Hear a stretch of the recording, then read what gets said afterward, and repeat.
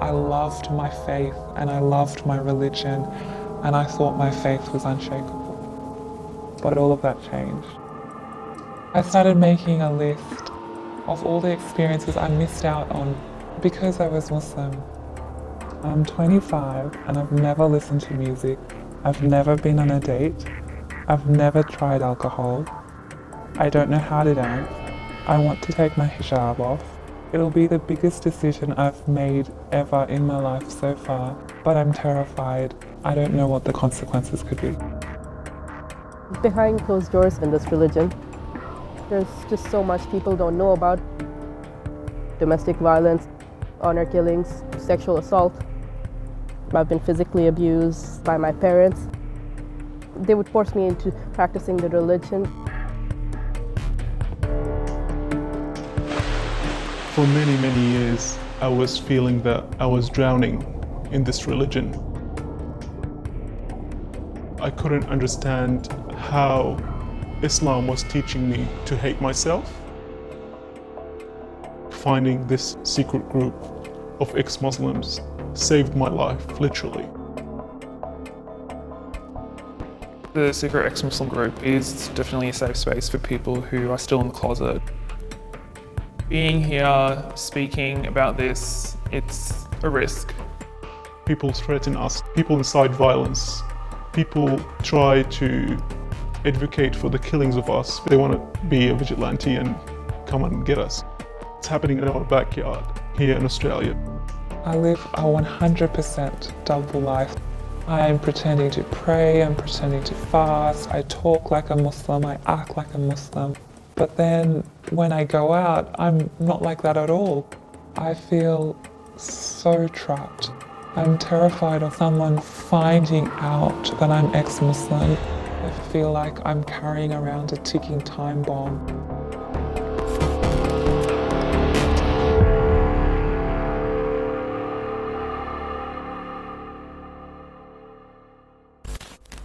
For so many years now, I'd heard whispers that there was a secret network of ex-Muslims living in Australia, and it stayed with me. I wanted to understand why it was so difficult to turn away from this religion. So I tried everything I knew, picked up the phone, called every contact I had, left messages on forums, went into the community, and nothing, literally nothing, until this. Hi Pat, I'm one of the admins of the Underground Ex-Muslim group. I wanted to organise a time to chat with you before we move forward. The message I received was from a young woman. She gave me an email and told me to wait for next instructions. It took some time, but this was my way in to the secret network of ex-Muslims. Leaving any religion comes with consequences, but leaving Islam means leaving an entire community, a deeply ingrained culture and a way of life. And breaking those ties may be the hardest thing a believer could ever do. That's why some of the people you're about to meet can't use their real names or show their faces. My life is on the line for being an ex-Muslim. We're hiding our faces for security and safety reasons. We're not hiding it out of shame. We get a lot of hate and a lot of threats of being killed. It's mostly individuals and sometimes even Muslim leaders. They feel the right to speak out against us and they feel the right to incite violence against ex-Muslims. Let's call this guy Ahmed. He's a 23-year-old student. I mean, like growing up in Saudi Arabia, I was happy. I grew up in a really strict family and so I didn't really listen to music. I didn't really watch movies. If my family found out that I'm an ex-Muslim and that I was speaking out so publicly against Islam, I think my family would kill me. Rushdie is 22. She escaped her family in Pakistan in 2015. In the past 2 decades, there's been at least 68 recorded killings related to apostasy in Pakistan alone. Like Ahmed, Rushdie has never spoken publicly about leaving Islam until today. I realize that there are definite consequences, but I'm willing to take that risk. I faced immense cultural and religious pressure from my family to be Muslim. They would force me into practicing the religion. My life experiences have been pretty dark, gruesome. I had attempted suicide 4 times. reason I can't reveal my identity is because the broader community would 100% disown me. My personal community, my relatives, my family friends, my friends. The idea of someone finding out that I'm ex-Muslim is my greatest fear. This is Urwa. She's 25 from a Pakistani background. Where Ahmad and Rushdie have already denounced their faith, Urwa is at a crossroads. Taking my hijab off, it's an incredibly terrifying decision. I'm so afraid of everything that will come after I take it off. I want to do it, but a part of me wonders if I can really go through with it. Ahmad, Rushdie and Urwa are all part of the underground network of ex-Muslims. Like me, you're probably wondering, if someone stops believing in a religion, why can't they simply just walk away?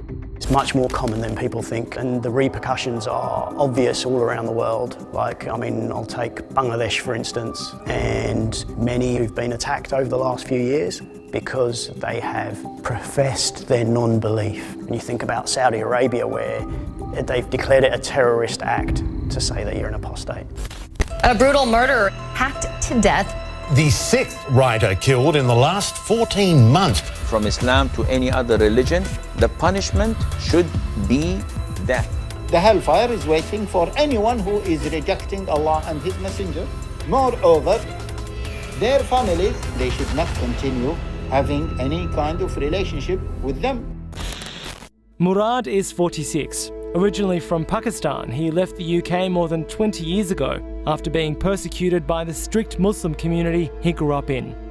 One of few open members of an international ex-Muslim network, Murad now helps guide young Australians conflicted in their faith. It is written into the Quran about how to treat people who used to believe and now say they no longer do. People get persecuted for that.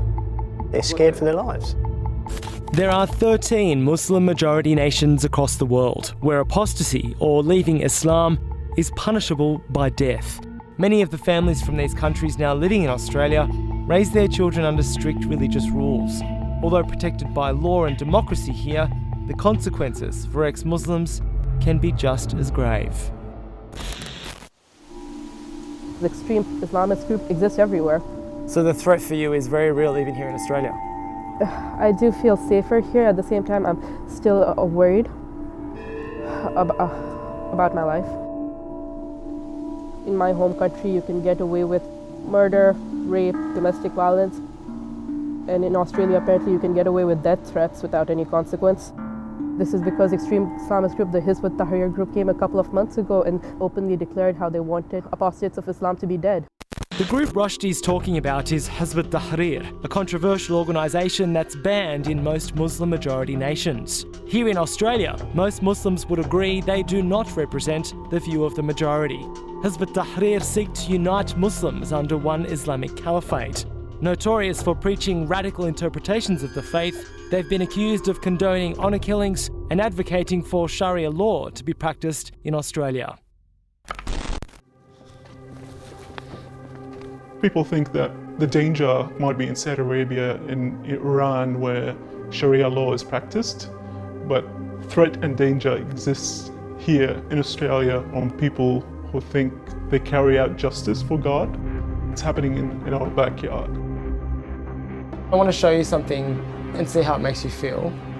Okay. That's your draft constitution of the Khilafah state. Do you stand by that? Do you want to kill ex-Muslims? See you shaking your head. Yeah. It's the first time Ahmad is seeing this video. It's hidden camera footage from a meeting held by Hizb ut-Tahrir in Sydney earlier this year. In Islam, it's clear that apostates do attract capital punishment, and we don't shy away from that. Australian Federal Police were called after Hizb ut-Tahrir publicly advocated for Muslims in Australia to be executed if they leave the religion. The AFP laid no charges. Despite several pleas to have Hizb ut-Tahrir banned, the Australian government allows them to continue operating here. Hizb ut-Tahrir declined an interview but sent a response, including this. These ex-Muslims who claim to be fearful of Hizb ut-Tahrir are fakes. They are professional apostates, if you will. These people are charlatans who, devoid of an intellectual critique of Islam, choose this path of attack. How does that make you feel, hearing that? It makes me really scared to speak against Islam publicly. They always say the same thing, that you should be killed, you should be dead. Those comments always pop up on my Facebook. If you were born a Muslim, then reject it, you should be killed straight away. You're going straight to hell if you do this. Apostates deserve to die. The day will come when we cut your head off, freak infidel. Where I come from, I've seen people being beheaded in public, on public squares, and it really scares me that those same people are coming here and breaching hate. It's impossible to know how many physical attacks have occurred on ex-Muslims in Australia. Most go unreported out of fear of repercussions. And that's because this abuse is driven by ultra-conservative interpretations of the faith, rather than a peaceful Islam that the majority practice. When was it that you first started questioning your faith? Throughout my teenage years, I started questioning the rationality of the religion. I remember being beaten by my father as young as 6 years old. The last time my father was abusive towards me was 2015. He beat me mercilessly. I was sexually molested when I was 7 years old. That continued on for about 6 months. It was a person who identified himself as Muslim. How can I believe in this religion the way that I'm being treated?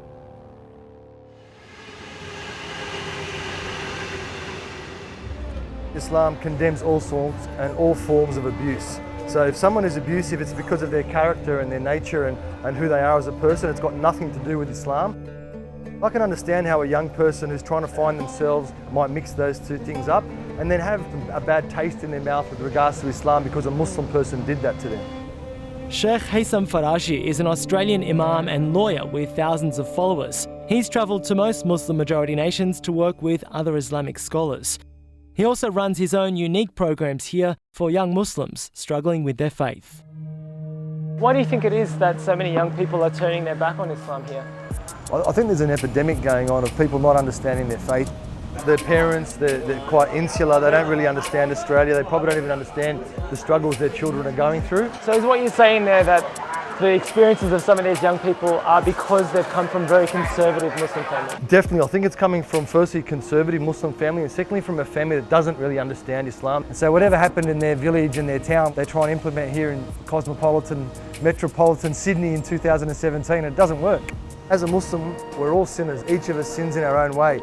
Some people smoke, some people do drugs, some people drink alcohol. There are Muslims who are feminists, there are gay Muslims. All sorts of Muslims, all types. Sheikh Haitham, are you aware that there is a secret group of ex-Muslims living all around Australia right now? I had no idea until you told me. You say that abuse is not something that Islam teaches. What I've read from the Quran, that is what it teaches. This is what happens when you rely on a book full of metaphors to define your whole life. That everybody will have a different meaning. Some will have quote-unquote a peaceful meaning, others will have quote-unquote a severe or violent meaning. When I came to Australia and could finally escape, I felt that I finally could go to a place to find help. That place was the clandestine Australian ex-Muslim network. Rushdie tells me she's been part of it now for almost 18 months. So how many members of the group are there? I don't think I'm allowed to disclose that information.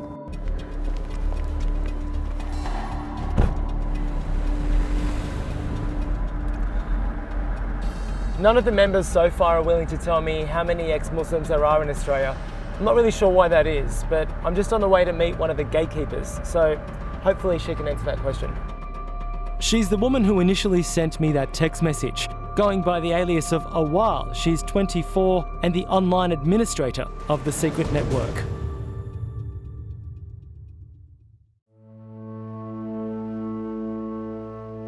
Just as we're about to begin the interview, Awal gets a message on her phone, but she refuses to show us the text. Whatever it was, it rattled her enough that she no longer feels safe showing her face on camera. There's a risk involved. The thing is, we don't want people to find us. We don't want to be easily accessible. Like, yes, we want us to be out there to support people. There's people who really desperately want to get in contact. We'll find a way. We'll know, because we find these things out. And if they don't get in contact with us, we'll get in contact with them. Awal is organising a get-together for ex-Muslims later tonight. What happens in the group is what people would wonder. This is a way to have a support group and to find other people like you. And I guess to find a community outside of your previous community that has probably now shunned you, or if they haven't shunned you, don't understand you. The group is definitely not a space where people can vent out their Islamophobia or their anti-Muslim bigotry or anything like that. It's Ahmad's birthday, and as well as celebrating his 24th year, it's the first time he's comfortable with both his sexuality and his beliefs, amongst other ex-Muslims. I couldn't reconcile my beliefs with who I am as a person because I'm gay. Interpretations of the Quran advocate gays should be killed. A lot of it is because of the religion. Some of it is culture, but I think the biggest part of it is religion. I left Islam because I didn't want to hate myself anymore. I wanted to live my life. I wanted to love myself. I wanted to be the person who I am. Us ex-Muslims exist in hundreds of numbers. People who are doctors, teachers, we're just like any other people. I was born and raised here in Australia. I found a lot of comfort from religion. I prayed 5 times a day. I would fast in Ramadan. I would read the Quran. I really wanted to be the perfect Muslim, but all of that changed. I had conversations with my friends and I realized that there were aspects of Islam that I didn't agree with. After a year of heavy doubt, heavy soul searching, it was like a switch just flipped and I realized my belief had gone. There are aspects of Islam that I do find beautiful, that do have intrinsic value, but I just don't believe that it is divine anymore. Now, after wearing the hijab for most of her life, Urwa is taking it off. I feel so many different emotions now that I've taken the hijab off.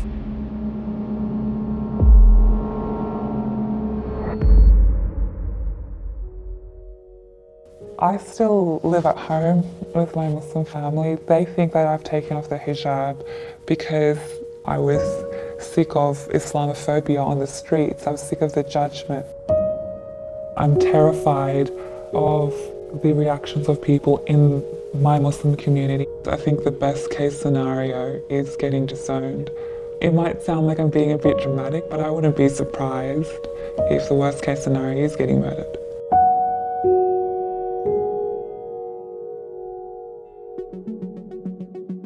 That is why the ex-Muslim group exists and why other groups exist, because people are supporting each other.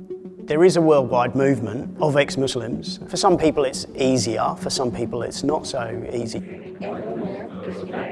Are existing everywhere, despite you trying to suppress our voices.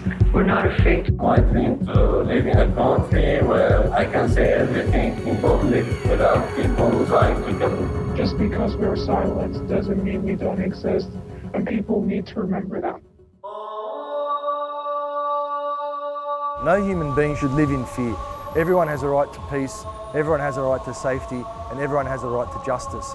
And if that's not happening, then myself as a Muslim, I have to take some responsibility, even if it's just in my heart, even if it's just by making prayers, that these people's difficult situations are alleviated. This needs to be normalised. Leaving religion, leaving Islam is a thing that happens all the time. It happens in private and it needs to be out there, it needs to be spoken about. I've suffered severely and I don't want others to go through that. I'm trying to accept that I had a difficult past and that I'll have a better tomorrow. Do you think there might ever be a time in your life when you'll go back to Islam? Never. There was never going to be a time in my life I'll go back to Islam. I'd rather die. Rushdie's family practices an extreme interpretation of Islam, so perhaps it's no surprise that she's turned her back on the faith for good. But I can't help but wonder whether Ahmad, Urwa and other ex-Muslims might one day find their way back to an understanding of Allah that they feel at ease with. When Muslim people are having difficulties with their faith, are having difficulties with the lifestyle in Australia and reconciling that with their faith, they need to seek out someone who's educated in Islam but also understands Australia, also understands the Australian environment. I want to see things change for ex-Muslims. I want people to feel safe coming out. I would love to see the day that comes. We don't want to be disconnected from our community. We don't want to be disconnected from our family. We're here and we want equality, we want justice, we want love. I've experienced a tremendous amount of growth as a result of leaving Islam. I went on my first date this year in my entire life. I wore a t-shirt in public and I remember thinking, I've never felt the wind on my skin before. Dancing and music is new to me at 25. This is the first time in my life that I'm really thoroughly appreciating life. If my story can even help one person who's questioning or doubting their religion, then I feel like the risk that I've taken is worth it. I'm just so looking forward to the future.